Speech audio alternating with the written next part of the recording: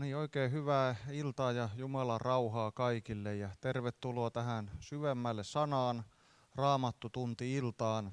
Näissä illoissa me aina käsittelemme uskonelämän kannalta tärkeitä peruskysymyksiä ja tänään meillä on tällainen aihe kuin kristityn vaellus. Vaellus koskettaa meitä kaikkia ja onneksi meillä on Jumalan pyhä sana Raamattu, josta me voimme tutkia siitä, kuinka meidän tulee vaeltaa. Mutta rukoillaan tähän alkuun. Kiitos rakas taivaallinen Isä tästä päivästä ja tästä hetkestä ja kiitos siitä, että sinä olet antanut meille sanasi, joka on karttamme ja kompassimme ja neuvomme tällä tiellä, Herra. Et ole jättänyt meitä oman ymmärryksemme ja oman viisautemme varaan, vaan sinä olet, Herra, sanassasi ilmoittanut, Herra, miten sinun tahtosi on ja kiitos siitä, että saamme tänään jälleen ammentaa, Herra, sinun sanastasi ohjeita ja neuvoja, kuinka meidän tulee vaeltaa. Kiitos, että jäät siunaamaan tätä iltaa, sitä pyydämme Jeesuksen nimessä. Aamen. Meillä on tosiaan tällainen teema tänään kuin kristityn vaellus. Jo ennen kuin menemme tähän kysymykseen, miten vaellamme, niin on tietenkin aina tärkeää se, että me pääsemme vaelluksessamme alkuun. Ennen vanhaan urheilukisoissa ainakin mentiin stadionin porteista sisälle ja sitten jokainen urheilija sitten asettui siihen kuka millekäkin matkalle. Joku juoksi 100 metriä, joku 400 metriä, joku ehkä 10 000 metriä, eli useita kertoja radan ympäri, mutta keskeisintä oli se, että oli tultu portista sisälle ja sitten alkoi vaellus. Raamatussa ristiryövärillä oli aika lyhyt vaellus, pieni hetki vain ennen kuin hän oli Jeesuksen kanssa paratiisissa. Sitten taas Raamattu sanoo Heenokista, jolla oli sitten vuosikymmen tai siihen aikaan kun ihmiset elivät, niin oli vuosisatojen mittainen vaellus ja meillä on jokaisella eri mittainen vaellus. Jumala yksin sen tietää, meidän vaelluksemme pituuden ja päiviemme määrän, mutta keskeisintä on se, että me vaellamme niin kuin Jumala sanassaan sanoo. Tästä lähtökohdasta näin, niin Jeesus sanoo Matteuksen evankeliumin 7. luku ja jae 13. Menkää ahtaasta portista sisälle, sillä se portti on avara ja tie lavea, joka vie kadotukseen, ja monta on, jotka siitä sisälle menevät. Mutta se portti on ahdas ja tie kaita, joka vie elämään, ja harvat ovat ne, jotka sen löytävät. Uskovan elämä alkaa ahtaasta portista sisälle menemisellä. Se on meidän vaelluksemme alku. Mikä on tuo ahdas portti, josta meidän pitää menemään sisälle? Se on Jeesus itse. Raamattu sanoo, ei meillä ole muuta nimeä auringon alla annettu, jossa meidän pitää pelastuman kuin Jeesuksen nimi. Ihmiset eivät omilla teoillaan, millään ansioillaan, eivät voi tulla Jumalalle kelpaavaksi. Efesolaiskirjassa sanotaan, että armosta te olette pelastetut, ette itsenne kautta, ette tekojen kautta, ettei kukaan kerskaisi. Vain Jeesuksen kautta ihminen tulee sisälle Jumalan valtakuntaan ja siitä alkaa tämä vaellus Herran kanssa eteenpäin. Johanneksen evankeliumissa sanotaan 14.6. Minä olen tie, totuus ja elämä. Ei kukaan tule Isän tykö muutoin kuin minun kauttani. Eräs lähetystyöntekijä pariskunta oli menossa tekemään lähetystyötä erään viidakkoheimon pariin. Jotta he pääsisivät tuonne viidakkoheimon pariin, heidän täytyi palkata alkuasukkaista tällainen opas, joka veisi heidät perille sinne viidakkoheimon keskelle. Ja niin tämä paikallinen opas tuli, hän oli aika pieni poikanenkin vielä, mutta hän tiesi reitin tuonne viidakkoheimon pariin. Ja kun lähetystyöntekijä pariskunta kysyi, että missä on tie tuonne perille, niin tuo poika vastasi, minä olen tie. Jeesuskin sanoi, että hän on itse se tie Isän luokse. Ei muutoin voi päästä sisälle kuin Jeesuksen kautta. Ja siitä vaellus alkaa. Hebrealaiskirja 10.19 sanoo, koska meillä siis, veljet, on luja luottamus siihen, että meillä Jeesuksen veren kautta on pääsy kaikkein pyhimpään, jonka pääsyn hän on vihkinyt meille uudeksi ja eläväksi tieksi, joka käy esiripun, se on hänen lihansa kautta. Ja todella, kun me olemme Jeesuksen kautta tulleet sisälle ahtaasta portista, alkaa uusi tie, elävä tie. Muistamme sen tien, kun olimme synnin orjuudessa, niin se tie oli kuoleman tie, lihan tie, joka vei kadotukseen. Mutta Jeesuksen kautta, kun tulimme sisälle, Herra aloitti uuden elävän tien meidän jokaisen kohdalla, jota pitkin me saamme vaeltaa. Tässä on siis meidän jokaisen vaelluksemme alku. Millainen on tämä tie, josta me menemme sisälle? Jesajan kirja 35 ja jakeessa 8 sanotaan, siellä on oleva valtatie ja sen nimi on Pyhä tie. Sitä ei kulje saastainen, se on heitä itseänsä varten, joka sitä tietä kulkee, ei eksy, ei hullutkaan. Jos täältä Porista päin haluamme lähteä menemään vaikka etelään päin, niin menemme Rauman tietä. Sen nimi on Rauman tie. Taas jos pohjoisen, niin se on Vaasan tie. Uskovan vaelluksen tie on nimeltänsä Pyhä tie. Se on erotettu Jumalan kansalle kulkemaan kohti luvattua maata. Se on erotettu kaikista muista teistä. Sen nimi on Pyhä tie, jota pitkin me saamme vaeltaa. Ja Raamattu sanoo ihanasti, meillä kaikilla on hyvä toivo. Tällä tiellä ei eksy, eivät hullutkaan. Siis niin kauan kuin me pysymme tällä tiellä, me saamme vaeltaa varmoina siitä, että tämä tie vie taivaaseen. Voisimme kääntää vaikka kolikon toisenpäin, että jos me poikkeamme tältä tieltä, niin viisainkaan meistä ei pääse perille. Ei siis oman viisauden eikä voiman varassa, vain Jeesuksen kautta ja pysymällä tällä tiellä me kerran pääsemme perille. Tämä on pyhä tie. Miten meistä tulee pyhiä? Miten meistä tulee näitä pyhiin vaeltajia? No silloin kun me otimme Jeesuksen vastaan henkilökohtaisena pelastajana, vapahtajana, niin meistä tuli Raamatun mukaan pyhiä.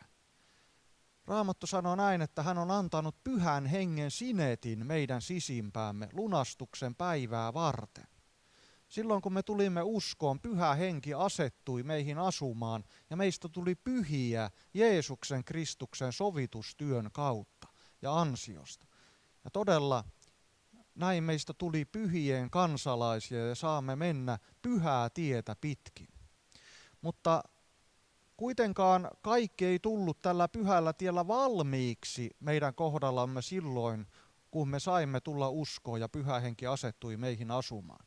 Joskus laulettiin sellaista laulua kuin hän muutti kaiken, mun Jeesuksein muutti mun. Tämän laulun jälkeen eräs pastori sanoi, että kun minä katselen kuitenkin uskovaisia, niin näen, että ei hän ihan heti kaikkea kuitenkaan muuttanut. On keskeneräistä tämä vaellus. Mutta silti Paavali kirjoittaa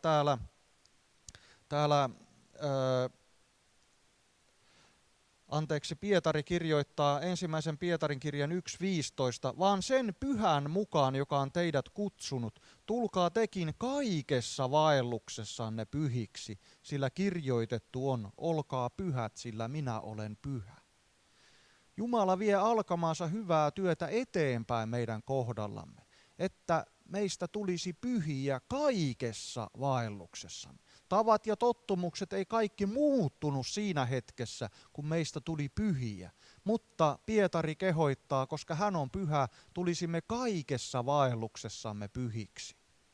Minua siunaa se, kuinka Jeesus kerran siellä evankeliumissa kysyy, että mikä on Jumalan valtakunta, mihin me vertaisimme sen.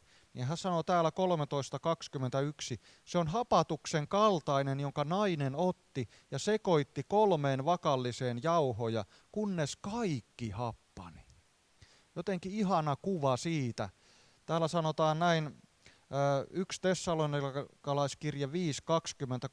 Itse rauhan Jumala pyhittäköön teidät kokonansa. Säilyköön koko teidän henkenne, sielunne ja ruumiinne nuhteettomana meidän Herramme Jeesuksen Kristuksen tulemukseen. Eli siis kaikki happanee, henki, sielu ja ruumis, tulemme kaikessa vaelluksessamme pyhiksi. Jumala vie tällä tavalla ihanasti työtänsä eteenpäin meidän jokaisen kohdalla. Ja Pietari jatkaa vielä toisessa kirjeessään näin, 2. Pietarin kirje 3.11, kun siis nämä kaikki näin hajoavat, millaisia tuleekaan teidän olla pyhässä vaelluksessa ja jumalisuudessa, teidän, jotka odotatte ja joudutatte Jumalan päivän tulemusta. Meitä tarkkaillaan tässä maailmassa.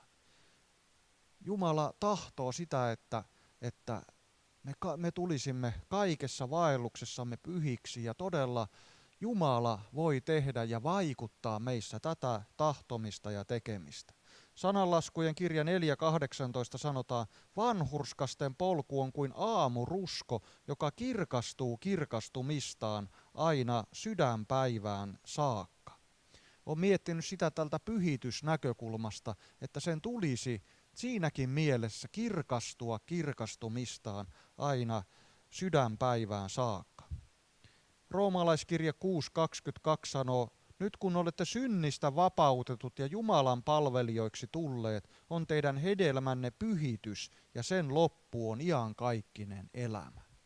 Tällaista työtä Jumala tekee meissä jokaisessa, kun olemme pyhän tien kulkijoita ja vaeltajia.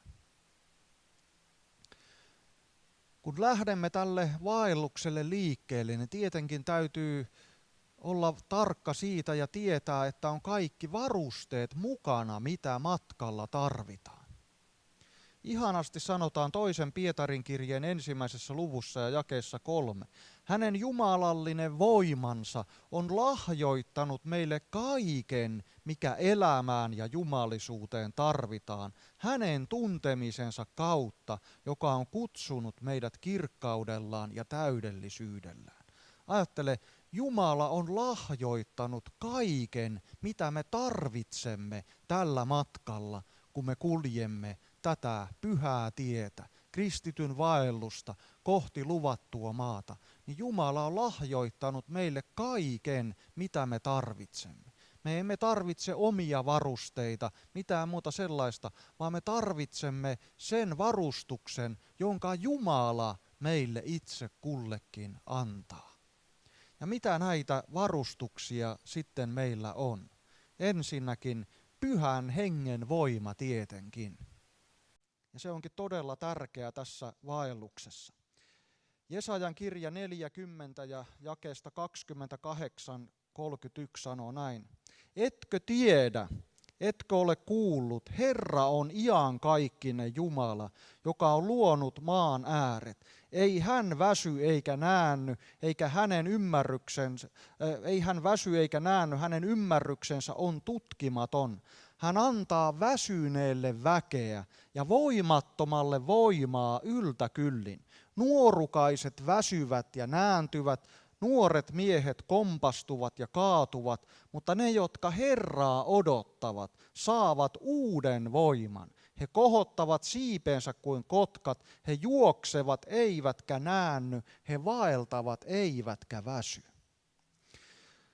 Luultavasti jokaisella, joka on monia vuosia kulkenut Herran tietä pitkin, ei Herran tiellä, niin kuin joku todisti, että hän on 30 vuotta ollut Herran tiellä, niin toinen totesi siihen, että väistynyt äkkiä siitä. Herran tiellä oot aina. Mutta niitä, jotka Herran tietä pitkin kulkevat, niin varmasti jokaisella on jossakin vaiheessa kokemusta siitä, millaista on vähän niin kuin omassa voimassa kulkea ja vaeltaa. Siitä on vertauskuva tuo, nuorukaiset väsyvät ja nääntyvät, nuoret miehet kompastuvat ja kaatuvat. Siis sanotaan siitä, joka vaeltaa, nuoruushan on niin kuin voiman vertauskuva Raamatussa. jos omalla voimalla yrittää vaeltaa tätä, niin ennen muuta väsyy ja nääntyy. Mutta sitten kun me opimme pyhässä hengessä vaeltamaan, Galatalaiskirja 5:25 sanoo, jos me hengessä elämme, niin myös hengessä vaeltakaamme. Ja sekin on sellainen oppiminen, että ihminen osaa luovuttaa murheensa, osaa luovuttaa elämänsä asiat Jumalalle, odottaa Jumalalta uutta voimaa. Ja sitten Raamattu sanoo, että he vain kohottavat siipensä kuin kotkat. Pikkulinnut ne räpistelee ja yrittelee tällä, mutta kotka se ottaa niistä taivaallisista ilmavirroista sen vaelluksensa voiman ja liitää eteenpäin Jumalan voimassa. Niin on Jumalakin tarkoittanut tähän vaellukseen, että kukaan meidän ei tarvitse yrittää tässä pinnistellä ja selvitä perille omassa voimassamme, vaan hän on lahjoittanut meille kaiken, mitä elämään ja jumalisuuteen tarvitaan. Ja siksi, rakas ystävä, tänään odota Herraa. He saavat uuden voiman. Ja Jumala haluaa meille antaa jokaisena päivänä uutta voimaa. Jesaja 33:13 sanoo näin, ne jotka elävät Herraa lähellä vaihtavat voimansa päivittäin. Ja kun me jokaisena päivänä tätä uskontietä vaellamme, niin tarvitsemme kuhunkin päivään Jumalan pyhän hengen voimaa. Sitten tietysti tarvitsemme Jumalan sanaa. Väsyneelle palvelijalle Elialle, kun Jumalan enkeli ilmestyi, niin hän sanoi tälle väsyneelle palvelijalleen, nouse ja syö, muutoin käy matka sinulle liian pitkäksi. Sanan paastossa ei kukaan jaksa kulkea tätä tietä eteenpäin. Siellä kun on hyvä kuvaus tästä uskovan vaelluksesta, se erämaavaellus, kun Israel vaelsi sinne luvattua maata kohden, niin Raamattuhan sanoi siellä, että se manna satoi siellä jokaisena päivänä israelilaisten leiriin. Saivat joka päivä ravita itseänsä tällä taivaallisella ravinnolla. Ja meillä on Jumalan sana annettu meidän jokaiseen päivään. Siksi kehoitus kuuluu, nouse ja syö, muutoin matka käy sinulle liian pitkäksi. Jumala ei tahdo, että kukaan väsyy tällä vaelluksella sen tähden, ettei ole syönyt. Ihminen tarvitsee polttoainetta. Jumalan sana on meille sitä. Jumalan tahdon tekeminen on sitä, niin kuin Jeesus sanoi, minun ruokani on se, että minä teen lähettäjäni tahdon. Eli Jumalan sanan ravintoa nauttia jokaisena päivänä. Ja sitten tietysti meidän matkaoppaamme, joka on tie itse. Niin Raamattu sanoo Kolossalaiskirje 2, 6 ja 7, niin kuin te siis olette omaksenne ottaneet Kristuksen Jeesuksen Herran, niin vaeltakaa hänessä. Juurtuneina hänessä rakentuen, uskossa vahvistuen niin kuin teille on opetettu, ja olkoon teidän kiitoksenne ylitse vuotavainen. Meidän tarkoituksemme on oppia tuntemaan meidän matkaoppaamme Jeesus tällä matkalla. Ja mitä enemmän me opimme Jeesusta tuntemaan, sitä luottavaisempi ihminen on tällä vaelluksellaan. Ihminen, joka ei Jeesusta tunne vielä, hän ajattelee, että mitenkähän tästä selvitään. Muistan, kun kerran oltiin nuorten kanssa tämmöisellä vaellusseuriksella ja laskettiin Torniojokea pitkin sitten ja siinähän on välillä sitten tämmöisiä virtaisuuksia ja sitten minä kyllä luotin siihen paikalliseen oppaaseen, että kyllä se hallitsee nämä virrat, mutta monia nuoria pelotti siinä virran pyörteissä, että mitenkähän tässä nyt käy. He eivät tunteneet tätä opasta. Mutta Jeesus sanoi, että minun ikäni on sovelias ja minun kuormani on keveä ja Jeesuksen tuntemisen kautta me voimme löytää sellaisen levon, että kyllä Herran kanssa on hyvä kulkea. Häneen me voimme luottaa kaikessa elämämme tilanteissa. Hän on itse kulkenut tämän tien. Jos meitä väsyttää, niin Jeesus näkee senkin ja Ja siellä sanotaan, että ei meillä ole sellainen ylimmäinen pappi, joka ei voi sääliä meidän heikkouksia. Hän, joka on kulkenut tämän tien jo. Sitä paitsi hän on aina ollut olemassa. Hänellä on vuosituhansien kokemus ihmisen elämästä. Eikö hän tietäisi meidän elämämme päiviä ja tilanteita? Saamme luottavaisin mielin aina tässä vaelluksella luottaa Jeesukseen ja oppia tuntemaan häntä jokaisena päivänä paremmin. Ja sitten hän on antanut meille, tämänkin hän on lahjoittanut. Efesolaiskirjeessä sanotaan Jumalan koko sota-asu. Työntekijäpäivillä eräs pastori totesi, että ei tämä kristillinen vaellus kyllä mikään huvipurjehdusmatka ole. Se on varmasti hyvin sanottu. Vaelluksella jokainen on nähnyt, että ei tämä nyt mikään huvipurjehdusmatka ollut tämä vaellus. Mutta edelleenkin hän on lahjoittanut meille kaiken, mitä elämään ja jumalisuuteen tarvitaan. Meillä on Jumalan koko sota-asu, voidaksemme pahana päivänä tehdä vastarintaa ja kaikki suoritettuamme pysyä pystyssä. Hän on antanut meille totuuden, vanhurskauden, alttiuden rauhan evankeliumille, uskon kilven, pelastuksen kypärän, hengen miekan. Hän on lahjoittanut meille kaikki. Ja meidän täytyy nämä Jumalan, sekin on niin kuin jokainen Raamattuun kirjoitettu sana on tärkeä, ottakaa päälle ne Jumalan koko sota-asu. Monet ovat haavoittuneet matkalla vihollisen nuolista sen tähden, että sitä ei aivan kuin ole niin kuin täydessä totuudessa tehty sitä tai puettu sitä Jumalan koko sota-asua päälle. Eräs sotasankari siellä sai nuolesta, joka oli ammuttu umpimähkään. Yksi veli aina vitsailee, että missä kohdassa ihmistä se umpimähkä on, mihinkä se nuoli osui, kun Raamattu sanoi, että osui umpimähkään häntä. Mutta kuitenkin siis oli jossakin kohdassa varustuksessa aukko, oli lähdetty vähän soitellen sotaan ja näin todella mutta silloin kun me puemme sen kokonaan päällemme, silloin meillä on kaikki mitä me tarvitsemme tällä matkalla. Eli Jumala on meidät täydellisesti varustanut tällä matkalla. Mutta me emme voi kulkea todella omassa voimassa, silloin väsymme ja näännymme.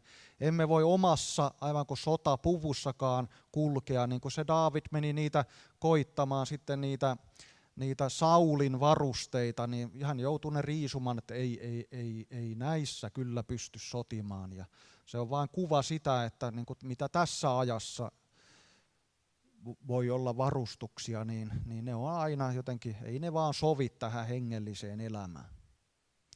Mutta Raamattuun on kaikki kirjoitettuna, mitä me tarvitsemme.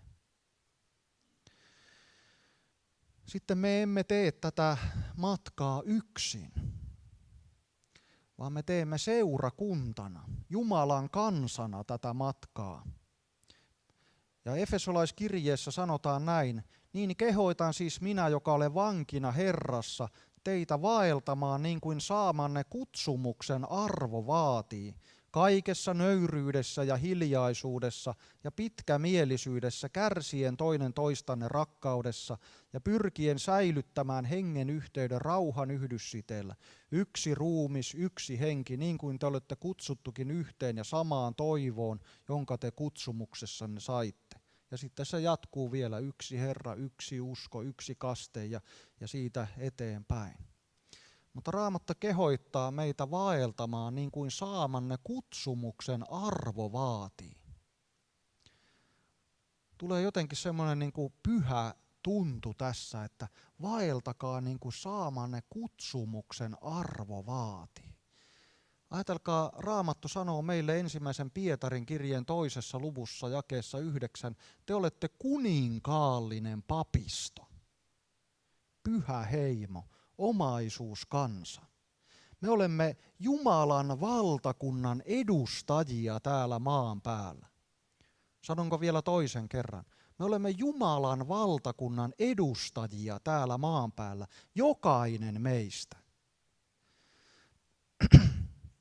Mä muistan, kun oli lukion ja armeijan välillä semmoinen puoli vuotta taukoa ja mulla oli mahdollisuus käydä tuolla USAssa yhden äidin tuttavan perheen luona. Mä olin siellä noin 6 viikkoa Yhdysvalloissa yhdessä perheessä. Sain olla siellä sitten majoittua ja auttaa sitten vähän päivisin seurakunnan työssä siellä. Kun se 6 viikkoa oli kulunut ja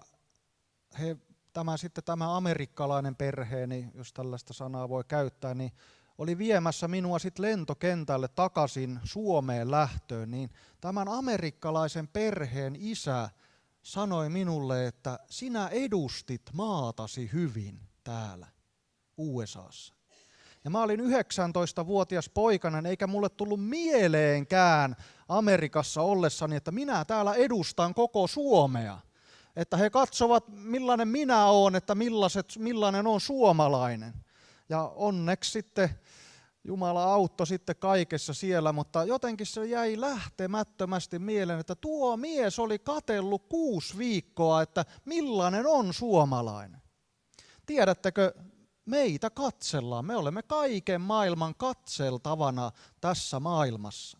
Meidän vaellustamme seurataan. Ja on muuten jännä joskus, kun tulee uskomattomien kanssa puhetta, niin joku voi yhtäkkiä kysyä, että niin sinä et siellä työpaikan saunaillassa ottanutkaan alkoholia niin kuin muut ja tämmöistä kaikkea. Meitä seurataan enemmän kuin me osaamme aavistellakaan. Me edustamme täällä, kun joku saa tietää, että me olemme uskossa, niin ihmiset kaikilla aisteilla katsovat, millainen on meidän vaelluksemme. Ja Raamattu kehoittaa meitä vaeltamaan niin kuin saamamme kutsumuksen arvo vaatii. Tulemaan Kristuksen kaltaiseksi tällä matkalla. Jeesuksestahan sanottiin, että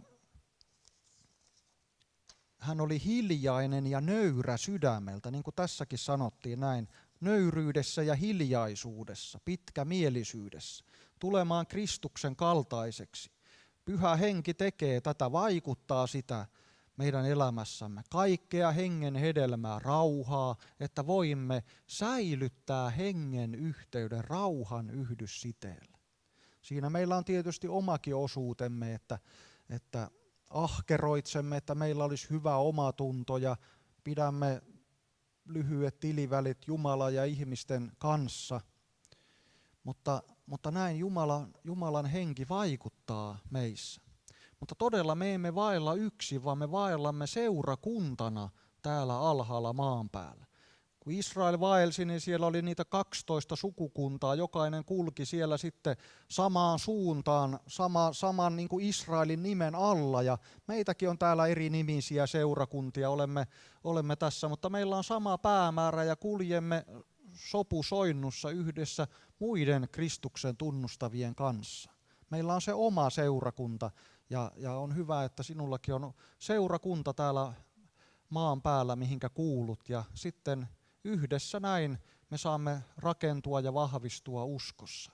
Mutta Raamattu kehoittaa tässä vaeltamaan niin kuin saamanne kutsumuksen arvo vaatii. Niin kuin totesin tuossa, niin uskovan vaellus ei ole mikään huvipurjehdusmatka.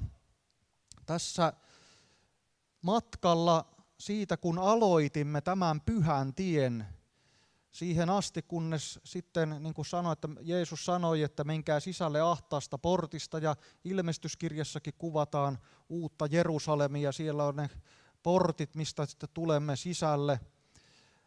Niin kuin sanotaan, että taivaan helmiportin mulle Jeesus on jo avannut, ja kerran niistä sitten voittajana uskossa, kun kuljemme loppuun asti, niin pääsemme voittajana myöskin perille.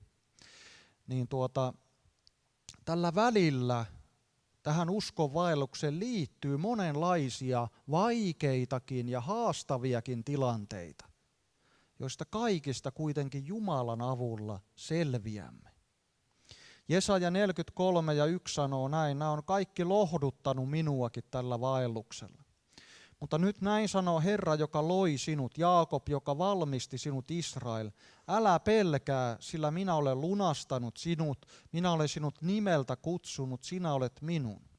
Sitten sanotaan, jos vetten läpi kuljet, olen minä sinun kanssasi.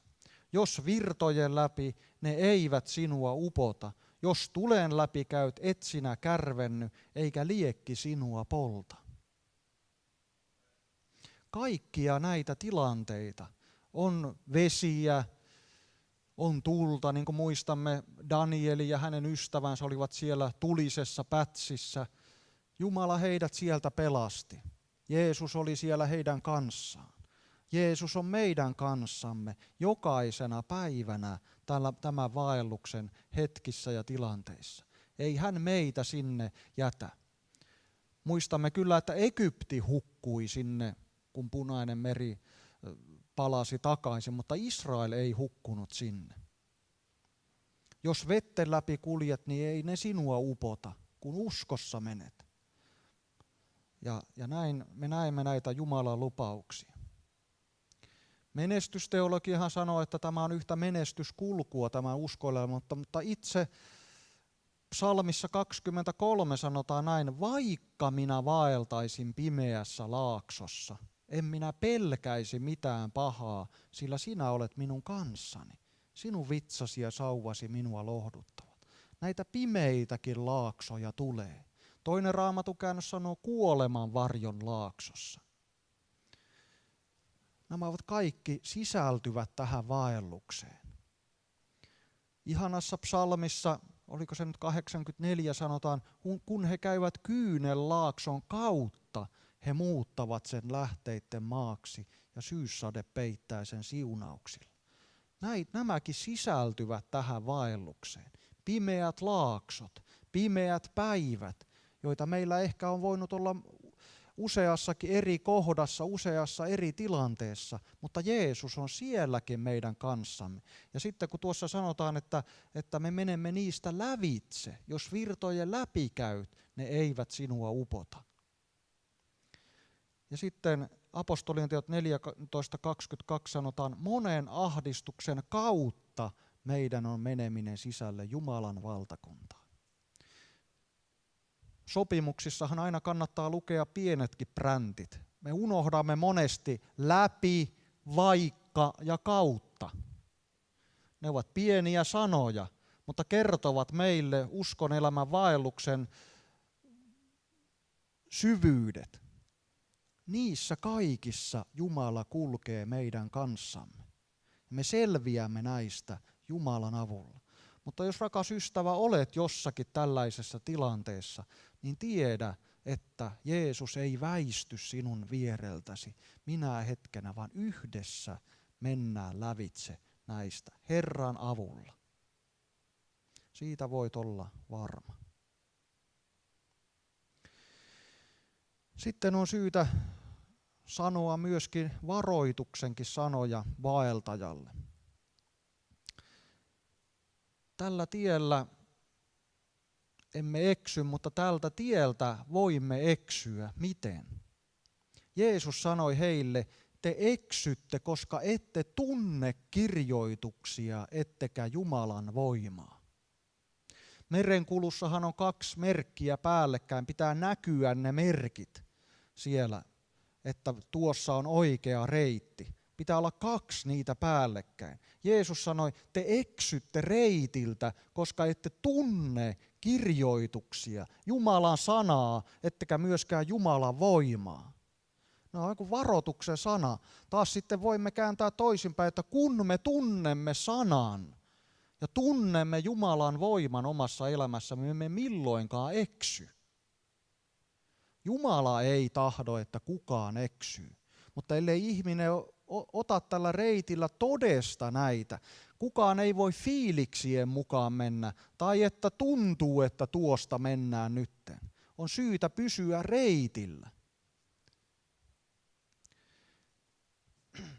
Sitten Jumala on luonut tähän vaelluksen lävitse meille askelmerkit, mitä pitkin me menemme. Tuntuu, että joillakuilla uskonelämä on vähän semmoista haahuilemista. Mutta tämä vaelluksen ei ole tarkoitus olla milloinkaan semmoista ajelehtimista.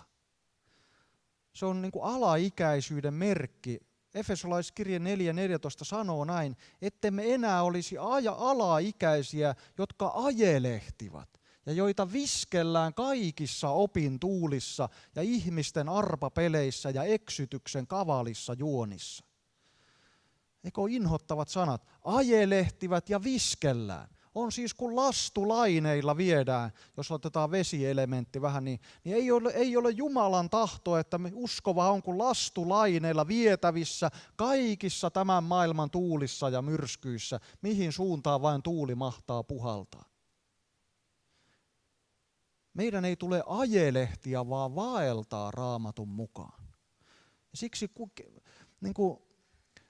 joskus juttelin jonkun ihmisen kanssa puhelimessa ja kysyin, että mitä teet, niin se vastasi, että tässä vaan tapan aikaa. Siis meinas oksennus päästä. Siis aika, joka on kallisarvoisinta, mitä ihmiselle on koskaan voitu lahjoittaa, niin hän tappaa aikaa. Mitä ihmettä? Jokainen sekunti on arvokas meidän elämässämme, käyttää oikein ja hyödyksi. Jumala valmistaa niissä meitä tulevia tilanteita varten. Mutta ei nyt käytetä sitä parasta, mitä Jumala on meille antanut aikaa, mihinkään ajelehtimiseen tai niin kuin tämä vastasi, että tapan aikaa. Sitten Raamattu sanoo varoituksen sanoja täällä 1 Kor 10 ja 5 sanoo näin, että useimpi heistä Jumala ei mielistynyt, koska he hukkuivat erämaassa. Raamattu ei tuo edelleenkään sitä käsitystä, että kerran pelastunut, aina pelastunut. Raamattu sanoi näin, että se mitä tapahtui erämaavaelluksen aikana oli esikuva ja tapahtui esimerkiksi meille, joille maailman aikojen loppukausi on tullut. Ja sitten Raamattu sanoi nämä, mitkä mä oon tähänkin kirjoittanut suoraan Raamatusta, näitä 5 kohtaa, ketkä jäivät taipaleelle. Niin ne, jotka himoitsivat pahaa, rupesivat epäjumalan palvelijoiksi, harjoittivat haureutta, kiusasivat Herraa ja napisivat. Ja tuo sana on niin kuin, että ne vaelsi, ne ei tehnyt parannusta. Jokainen meistä saattaa jossakin vaiheessa niin kuin langeta, mutta se, että ihminen jatkaa tietoisesti suuntaansa eteenpäin ja haluaa mennä tekemättä parannusta näistä asioista, niin Raamattu sanoo, että Jumala ei heihin mielistynyt. Jumala itse tuomitsi heidät siellä. Kuka milläkin tavalla, osa sai surmansa käärmeiltä ja sitten kuka milläkin tavalla sitten jäivät sinne taipaleelle. Mutta tämä on pyhä tie edelleenkin. Ei meidän tarvitse olla epävarmoilla mielillä kulkea, mutta meidän tulee vaeltaa pyhällä arkuudella ja pelolla tätä tietä pitkin, arkana Jumalan sanan edessä. Ja Raamattu itse sanoo, että se mitä tapahtui siellä, tapahtui varoittavaksi esimerkiksi meille. Ja sitten Raamattu muutamassakin kohdassa puhuu entisestä vaelluksesta. Ja toivottavasti se ei ole meidän kohdalla kenenkään nykyistä vaellusta. Efesolaiskirjeen 2. luvussa sanotaan, että Jumala on eläviksi tehnyt teidät, jotka olitte kuolleet rikoksiinne ja synteihin, joissa te ennen vaelsitte tämän maailman menon mukaan. Ilmavallan hallitsija, sen hengen hallitsija, joka tekee työtään nyt tottelemattomuuden lapsissa. Että toivottavasti tämäkin, että te ennen vaelsitte, ette enää vaella tässä. Kukaan meistä.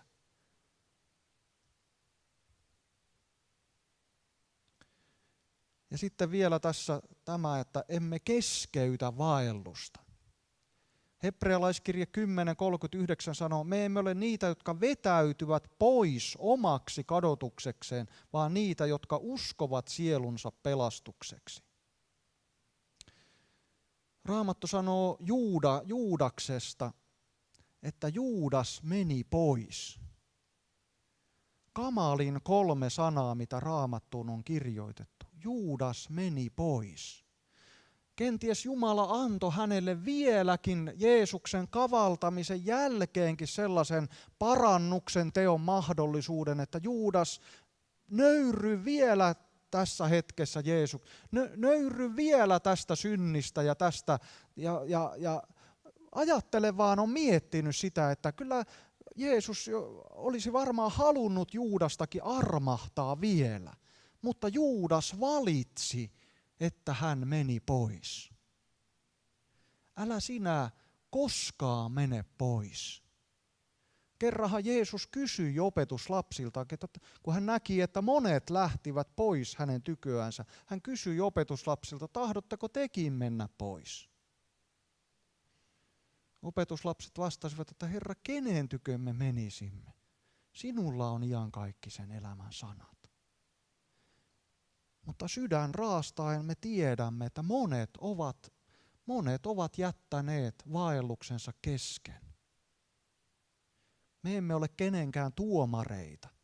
Jeesuksella on yksin tuomarivalta. Mutta Raamattu sanoo, että me emme olisi niitä, jotka vetäytyvät pois tältä tieltä. Niin kuin Juudas meni pois. Voisi sanoa melkein, että mitä muuta vaan tee, mutta älä mene pois Jeesuksen tyköä. Nöyry, tehdään parannus, käännytään Jeesuksen tykö, pyydetään anteeksi, tehdään parannus ja jatketaan vaellusta eteenpäin, eikö niin? Ja Jumala tahtoo meitä johdattaa tällä vaelluksella. Psalmi 119 ja 105 sanoo, sinun sanasi on minun jalkaini lamppu ja valkeus minun tielläni. Sekin on hienosti, että aina se lamppu, se on aina sen seuraavan askeleen vaelta. Emmekä me välttämättä tiedä elämämme päiviä, mitä vuosien päässä on tulossa, eikä meidän tarvitsekaan tietää. Sinun sanasi on meidän jalkaimme lamppu, jossa me näemme ottaa sen tarpeellisen tien, mikä meillä jokaisena päivänä on otettavana Jumalan sanan pohjalta. Silloin kun me kuljemme, niin meidän käy hyvin. Israelissa siellä erämaavaelluksessa niin sanotaan, että pilvenpatsas johdatti heitä päivällä ja tulenpatsas yöllä. He tiesivät kulkea Jumalan johdatuksessa. Välillä muuten se pysähtyikin se pilvi. Että ei Jumala meitä ketään niin kuin näännytäkään myöskin. Otetaan se nyt tähän vielä, että Jumala ei ketään niin kuin näännytä tällä matkalla. Päinvastoin Jumala vie rauhallisesti sillä lailla aloittamansa hyvää työtä eteenpäin. En muista, kenen patriarkan lampaista sanottiin, että jos näitä ajaa kiivaasti päivämatkan, niin koko lauma kuolee. Ei Jumala meitä niin kuin läkähdytä tällä matkalla. Ei Jumala polta meitä loppuun hengellisessä työssä. Mutta siinä täytyy niin kuin varoa sitä, ettei se, niin kuin se omakin into jotenkin aina kulje siellä vähän edellä. Ja sitten me niin kuin omassa innossamme saatamme välillä väsyä ja nääntyä ja näin. Mutta Jumala ei polta ketään loppuun tällä vaelluksella. Eikö sekin ole lohduttavaa? Ja sitten Jumala itse opettaa. Hän on meidän ihmeellinen neuvonantajamme. Niin kuin Pyhästä Hengestä sanotaan ja Jeesuksesta. Hän on ihmeellinen neuvonantaja. Minä opetan sinua ja osoitan sinulle tien, jota sinun tulee vaeltaa. Ja hän vielä vartioitsee meitä, kiitos Jumalalle. Ja sitten hän sanoo, että minä johdatan heitä, kun he kulkevat rukoille. Eli tässä on näitä ihan tämmöisiä keskeisiä peruselementtejä, miten Jumala meitä johdattaa tällä tiellä. Ja sitten viimeinen dia tässä. Olemme tässä Raamattutunnin nyt loppuosassa ja meillä on kaikilla edessä oleva kilvoitus.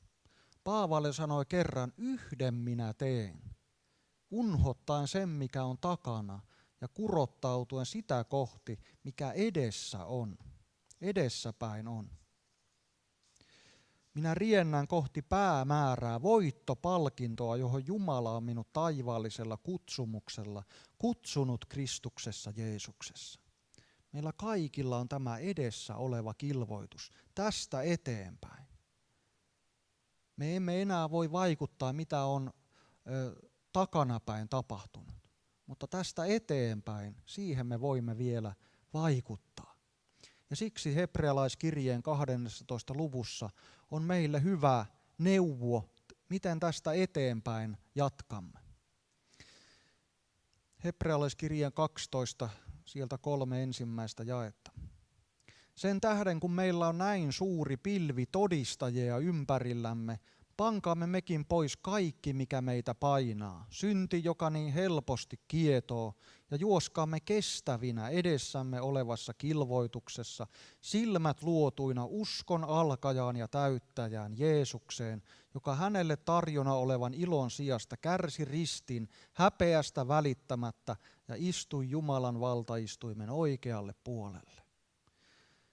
Ystävät, miljoonat ja miljoonat ovat jo kulkeneet tämän reitin, ovat päässeet perille. Siellä on apostolit, Jeesus ensimmäisenä, siellä on nämä raamatun ihmiset, siellä on jo siellä uskossa kuolleet pyhät, jotka ovat meitä odottamassa. Meillä on suuri pilvi todistajia ympärillä. Ja sitten meitä kehoitetaan tässä. Pankaamme mekin pois kaikki, mikä meitä painaa. Niin kuin sanoin, niin mä oon Vapaakirkossa oli näitä seurakuntakoululeirejä, niitä oli silloin kun olin itse, tai vielä 2000-luvun alussa oli kaiken kaikkiaan 4 seurakuntakoululeiriä, ja mä olin tuolla Vaellus seurakuntakoululeirillä itse opettajana. Ja muistan vielä ensimmäisen vaelluksen, joka oli tuolta Hetatunturilta Pallastunturille. Niin mä voin nyt tässä tällä kevennykseksi sanoa ja vähän huumoriksikin näin, että virheistä aina oppii. Kun lähdin ensimmäistä kertaa vaellukselle, se oli siis 4 päivää, 3 yötä olimme tuntureissa siellä ja noin 60 kilometriä oli se vaelluksen pituus. Kun ensimmäistä kertaa lähdin sinne, niin minä pakkasin mukaan, mulla oli partakonekin siellä rinkassa ja kaikkea muuta painavaa ja tarpeellista tämmöistä, mikä ei siis todellakaan ollut. Siis kaikenlaista ylimääräistä roinaa siellä repussa ja se paino kuin mikä. Ja sitten kaiken kaikkiaan mä vissiin 3 vai 4 kertaa menin sen vaelluksen. Ja viimeisellä vaelluksella niin mulla oli suurin piirtein semmoinen, mitä tuolta saa urheilukaupasta, semmoinen selkäreppu, että siinä ei paljon ollut kuin makuupussi ja ruuat ja siinä ei ollut mitään. Huomasin hyvin, että siellä ei paljon haitannut, jos parta oli vähän kasvanut siellä vaelluksella meinaa ja ei tarvinnut partavettä olla mukana, kaikki haisi yhtä pahalle ja mulla oli kaikki ylimääräiset roinat ekalla vaelluksella mukana ja mä opin äkkiä sen, että ei kannattaa mahdollisimman, vaan ne tarpeelliset olla mukana.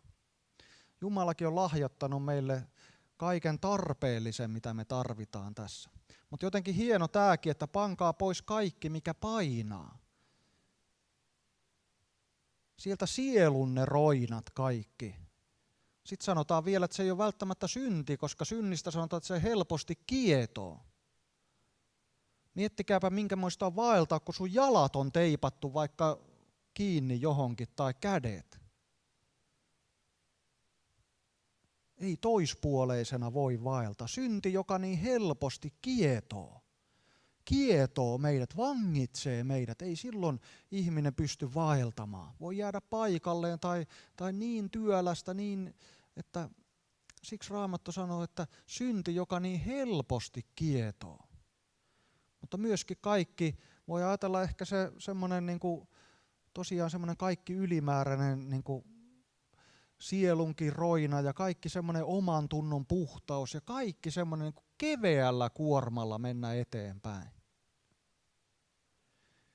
Vapaana näistä synnin siteistä, hyvällä omalla tunnolla. Katse Jeesuksessa, katseet luotuina uskon alkajaa ja täyttäjää. Simon Pietari kun katsoi aaltoihin, niin hän rupesi vajoamaan, mutta kun hän nosti katseensa Jeesukseen, niin hän tiesi, että vaikka tämän vedenkin lävitse mennään, niin Jeesuksen kanssa voidaan mennä eteenpäin. Katseet luotuina Jeesukseen. Ja kun Jeesus on tie, hän kulkee meidän edellämme, niin ei meidän oikeastaan tarvitse mitään muuta kuin pitää katse matkan johtajassa Jeesuksessa. Niin varmasti meidän käy hyvin ja saadaan mennä jokainen päivämatka eteenpäin. Levätä silloin, kun Jeesus sanoo, että nyt levätään. Syödään tässä hyvin. Ja taas kerätään ja taas saadaan lähteä eteenpäin jatkamaan vaellusta. Aina Jeesuksen kanssa yhdessä eteenpäin. Mihin saakka vain mennäänkin, aina eteenpäin. Ja on hienoa, että mekin ollaan seurakuntana. Tänä syksynä seurakunnan 125-vuotisjuhla. Siinä on monta tällaista etappia ollut siinä. Mäkin en olisi laskenut, kuinka mones pastori 125 vuoden aikana tässä. Niitä on ollut paljon. Yhtenä taas kappaleen matkaa mennään eteenpäin. Aina Herran tulemukseen asti. Ja sitten suostuen kärsimyksiin matkalla myöskin. Tietäen, että tämä ei ole niin kuin helppo, mutta tämä on pyhä tie, siunattu tie, hyvä tie. Jeesuksen kanssa me menemme tässä. Siunaa aina se Mooseksenkin asenne, kun hän sanoi siellä hebrealaiskirjeessä, että hän otti mieluummin kärsiäkseen vaivaa yhdessä Jumalan kansan kanssa, kuin saadakseen synnistä lyhytaikaista nautintoa. Mitä loppujen lopuksi synnin tiellä vaeltaminen antaa muuta kuin sen, että on kaikki se turhuus, tyhjyys, kuolema, kaikki sitä.